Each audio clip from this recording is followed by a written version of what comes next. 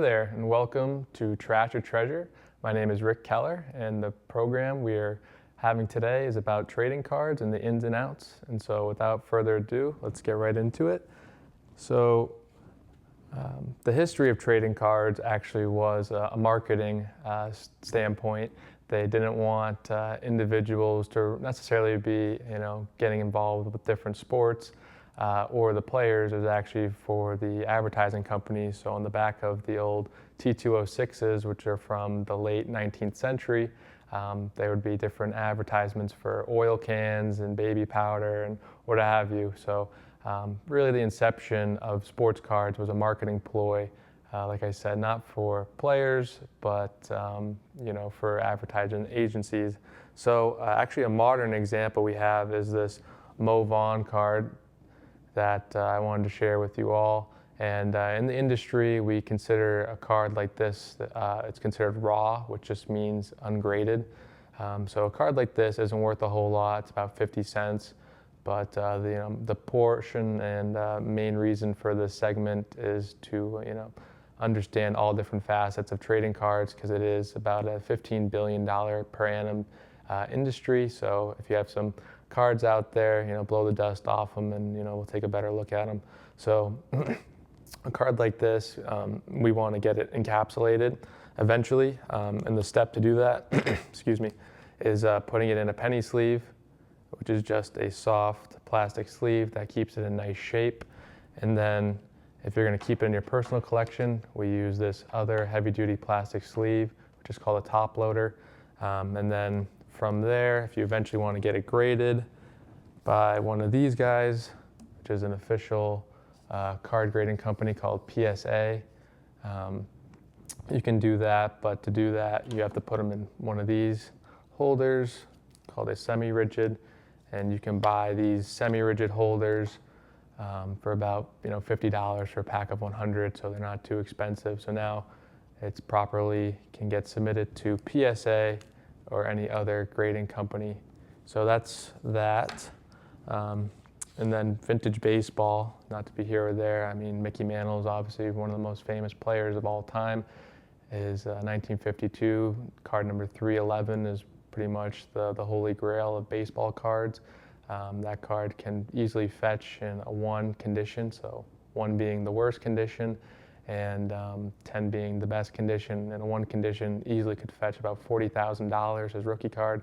This card isn't that much, unfortunately. It's about $400 and a 5, because it is his pretty much last year card, second to last year card. So not a whole lot of value there as collectors are looking for rookie cards. So to go into autographs, I'm sure folks get a lot of different autographs at the park over the years, and this Bill Mazeroski, as you can see above, was signed. You can see it right there at one point in time. So autographs signed by players, if they're currently alive, they're not worth a whole lot, even if they are Hall of Famers like Bill. It's when they unfortunately pass away or have a Hall of Fame induction. That's when the cards really go up in value, and having an autograph helps. So for instance, for modern cards, like this Cristiano Ronaldo, this card was pulled from the pack with an autograph on it, whereas that Bill Mazeroski, that was signed in person.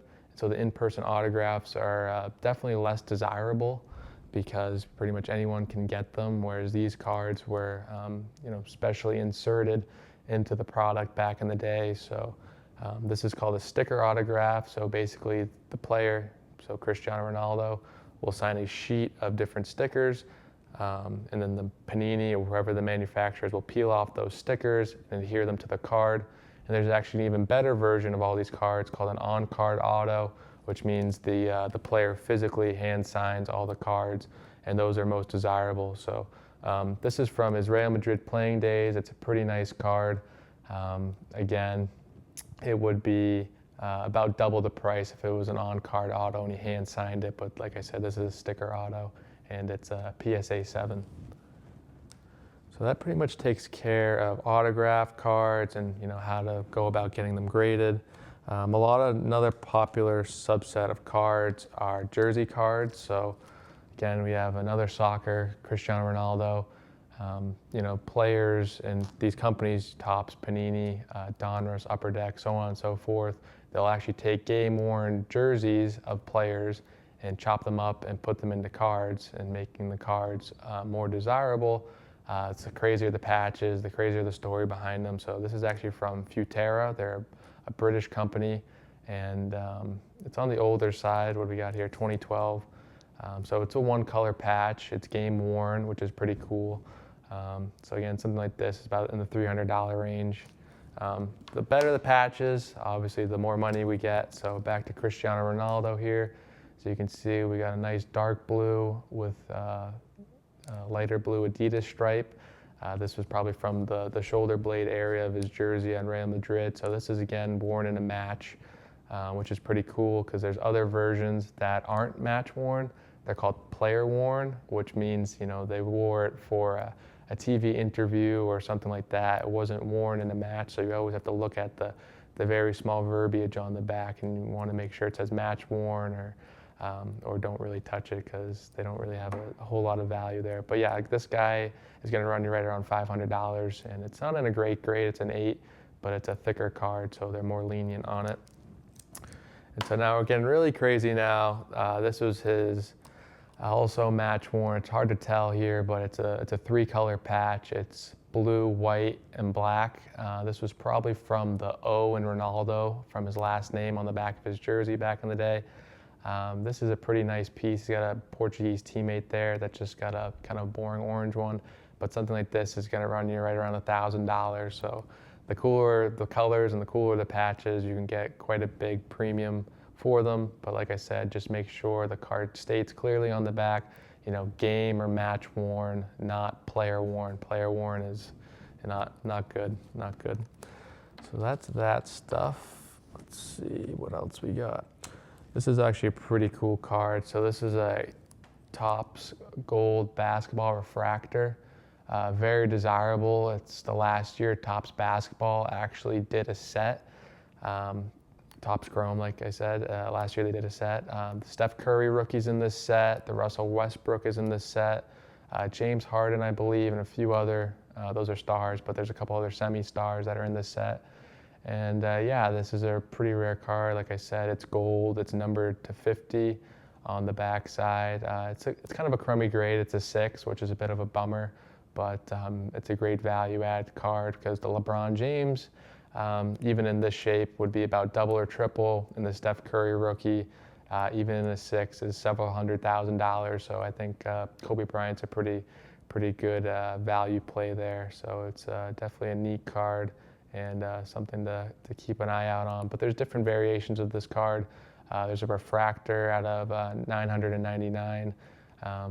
There should be a super fractor of this card. It's a 1-of-1. I've never seen it before, but it's definitely out there, and a couple other versions. So like in all these different cards, a lot of them are serial numbered, making them more rare than the base versions. Just like anything in life, if it's serial numbered, there's a bit of scarcity there. So that's that guy. To keep on the serial number train, another Cristiano Ronaldo, kind of my favorite player, so that's why I have a lot of them. This is actually serial numbered in the bottom corner. It's hard to see, but right there, it's serial number 7 out of 25, and that's called a jersey number serial number. So 7 is his jersey number when he plays in the games. And so this card in the same grade gets a premium about 20 to 30% over its other counterparts. So the same exact version, green, if it was number 8 out of 25, like I said, in PSA 9, it would be about 20% cheaper than this guy. So there's a premium there. It's called, player numbers. So for instance, Tom Brady's number 12. So if you had 12 out of 25 or 12 out of 50 or 12 out of 100, you get the gist. That card would go for a pretty big premium over other serial numbered cards out of the same set and same condition. So it's one of those quirky things an average person wouldn't know, but it's always good to specify. So more soccer. We have 2 cards here from pretty much the best French player of all time, Zinedine Zidane. One of them is a sticker, and one of them is a card. Stickers are pretty cool.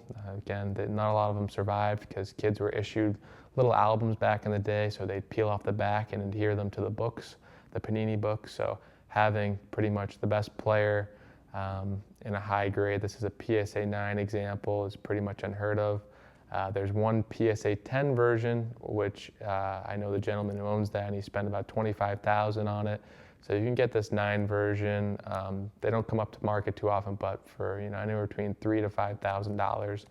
And then cards are cards with what we have in America mostly, and similarly, this is a little bit cheaper because it's just more mass produced and it's not as fragile as a sticker. Like I said, being handled, and this can run you anywhere between $80 to $150. So pretty cool. Like I said, the American market doesn't really have a big appetite for stickers, but overseas, in France and Germany and England and all throughout the world, they have a pretty big appetite for stickers because that's pretty much all they have over there. They don't really have a collecting culture and a card culture like we have. So for some vintage baseball, just 2 quick examples. Some beautiful cards. So Roy Campanella, 1956 Topps. So something like this isn't super expensive in the grade that it's in. It's pretty low to mid grade, but yeah, it's always nice to see. And then we have an Ernie Banks, who was another Hall of Famer. So very cool cards. Obviously, Ernie Banks is a little bit more famous than Roy Campanella, so the price is about $20, $25 more. But the 4 main things that they look at when grading cards, I probably should have specified this earlier, 4 areas. So the corners, all 4 corners, front and back, to see how sharp they are. That's something that they look at. And then the edges, so the whole border of the card, to see how sharp they are, if there's big chunks taken out of them. Thirdly is the centering. If the borders on this example are evenly white, top to bottom and then left to right. And then finally is the surface. Does it have a bubblegum stain? Does it have an oil stain? Does it have a crease? Does it have a wave? So on and so forth. So it's very important when looking at your cards to see, is it advantageous for me to spend another $25 or so to get it graded, or should I just leave it as it is and let the next person do it? So yeah, it's a pretty lucrative business move to get cards graded if you do think they're going to grade well. What do we have here? Oh, this is pretty cool. So this is probably one of my more favorite sets of all time. This is 2018 World Cup Prism. Very, very cool card. He's an Egyptian player, Higazi. It's a 1-of-1 example, so this is literally the only version in the world. It's the black version. So there's a gold version of this card. There's a power gold version. There's a bajillion different versions, a blue one, a red one, a green one, so on and so forth. But so yeah, this is the only one in the world.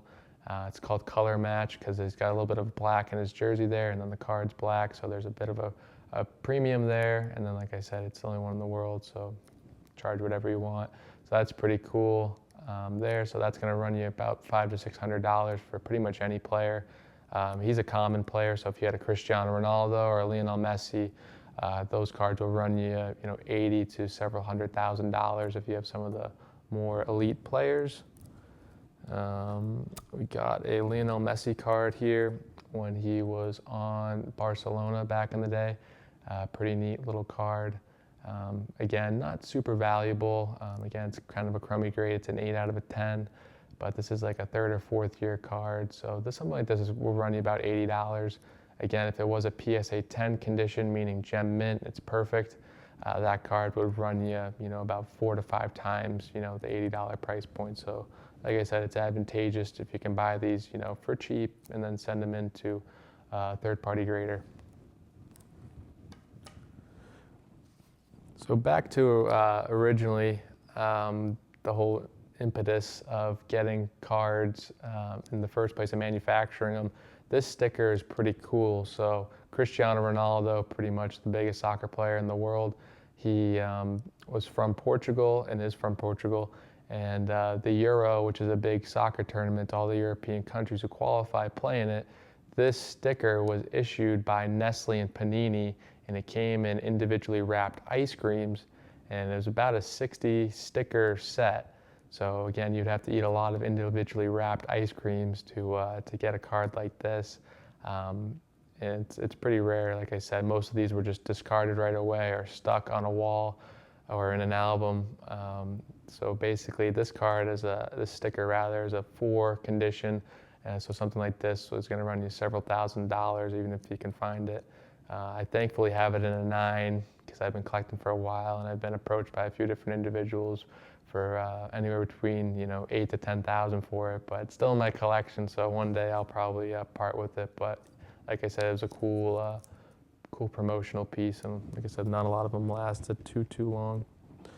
These are also pretty cool. These are called rack packs or hanger packs. These were pretty much distributed all throughout the 50s, really, all the way up till present day. So again, these would hang on the rack. And again, yeah, this one here is from the 80s, so it's not worth a whole lot, but again, it's like $20. But if you had some from the 50s, especially some of the holiday ones, those can run quite a bit. I mean, $800 to $1,000, especially if they have a really great player on the front or the back side showing, because again, it guarantees it. Hey, I got that card from that set coming in.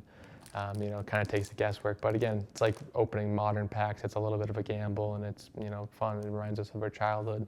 That's why we collect these things. So, it's a rack pack. So if you have any of these laying around, definitely don't open them, even if you see a good guy in the front or the back, because they're worth a lot more intact than the cards in them.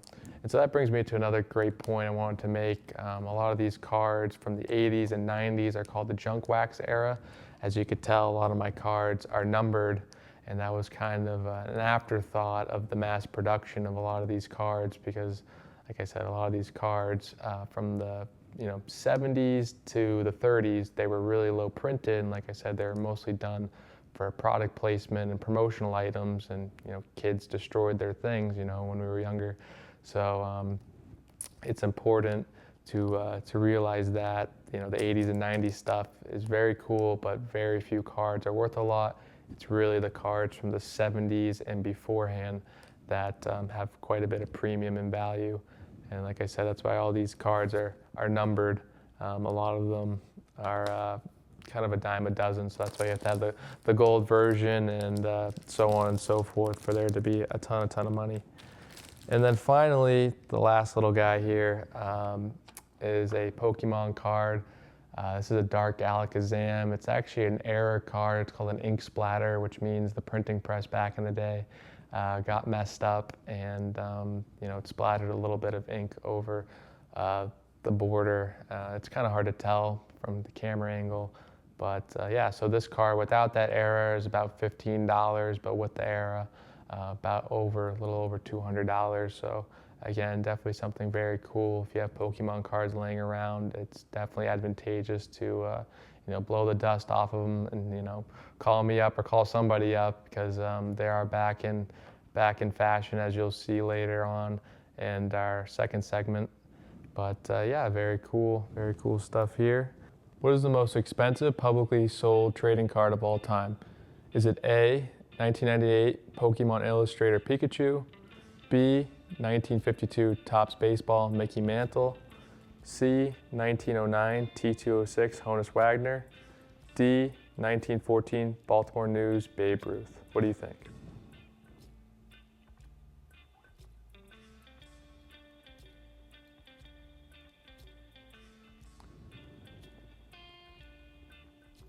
The correct answer is B, 1952 Topps Baseball Mickey Mantle, which sold for over $12 million recently in 2022, and it's part of the Al Rosen collection, which is regarded as the best for 1952 Mickey Mantle examples. Alrighty, welcome back to Trash or Treasure. My name is Rick Keller, and we have some guests here who brought in some Pokemon cards for us. So without further ado, Thomas and his brother and his father are going to share a little bit about their Pokemon card collection with us. So Thomas, let's hear it. What do we have here? So we have this special background Pikachu that's, don't know why it's worth $48. Yep. Hold on, I'm just gonna hold it. Okay. And I also have this Lunu. It's a, I own. well, it can change some. Yeah, it can change like Pokemon. Like game changing. Yeah, it could change the whole game, but it is like, yeah, it's just a special background and it's worth a lot of money. Yeah, full Very art, cool. full art picture. And I also have this Chansey. really cool background Chansey, which is like my Looney, and I also have this Teal Mask Obercon. What was it? Ogre Ogre Pond. Here, I'll hold it. And it's leaf and it is pretty good. Very cool. We're working on And getting it's it. rare, and we're working on getting them in Pokemon Scarlet. And this is a prime catcher. And this is the A-Spec card where you can only have one in a deck. And the A-Spec cards are really rare. There's only 7 of them. But still, they're really rare, and they're got awesome cards. And then there's this Charizard EX, which my dad likes, but he has a different Charizard EX. It is also golden, and that my dad has a silver one. But so that's apparently not really much money, but really rare though. Very cool. Very cool. What about yourself? What else do we got over here? So I have this supporter trainer card, Penny, and it's worth a lot of money because of its art. It's like it got a rare art, and it's of course foil. Very cool. Very cool. And then I have this Miradon EX, which is worth a lot because of its art. It's like special colored, and it's foiled and all that, and its foil is like extremely shiny. And then I got this Gengar EX, which is worth a lot of money because it's a full art, and its art is like rare compared to the normal one. And yeah, then I have one of the most expensive cards that we've pulled, me and my brother. It's a Gardevoir EX, and it's worth $48, and Wow. it's rare because of its art and expensive. And there's this Japanese other one that has like a little bit different art that's worth $400. Very cool. And do you guys open up a lot of packs, or do you guys go to different sports card shows? Have you been to any of the shows? We opened 72 together this morning. Oh, Yeah. 72 packs? Yeah. Wow, that's a good 36 dad. to each It of was a us. busy day. Wow. Very cool. Like I was talking about you guys earlier, it's really important to obviously keep them in good shape. So we always want to keep them in these top loaders. These are called penny sleeves. And then we have these are called one-touch cases, which are a little bit more sturdy. Because eventually, if these become really, really expensive one day, we want to send them out to a grading card company. Obviously, this is a soccer player, not a Pokemon. But the grade also helps out quite a bit.